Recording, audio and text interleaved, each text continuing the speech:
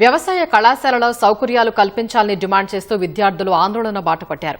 జగిత్యాల జిల్లా కోరుట్లలో అగ్రికల్చర్ కళాశాల 2వ సంవత్సరం చదువుతున్న విద్యార్థులు కోరుట్ల నుంచి వేములవాడ వెళ్లే ప్రధాన రహదారిపై బైఠాయించి ఆందోళన నిర్వహించారు.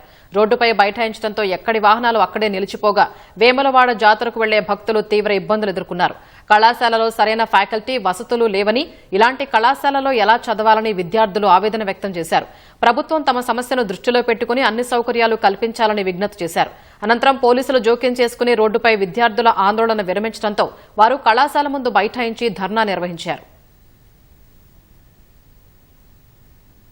మేము ఇప్పుడు 2 సార్ అంటే సెకండ్ ఇయర్కి వచ్చినాం, మళ్ళీ ఫస్ట్ ఇయర్ కంప్లీట్గా అయిపోయింది సార్. ఇప్పటికీ మాకు ల్యాబ్స్ లేవు, ఫ్యాకల్టీ ఇంకా 2 సబ్జెక్ట్స్కి ఇప్పుడు 2-2లో ఉన్న సబ్జెక్ట్కి ఇంకా 2 ఫ్యాకల్టీ లేరు సార్.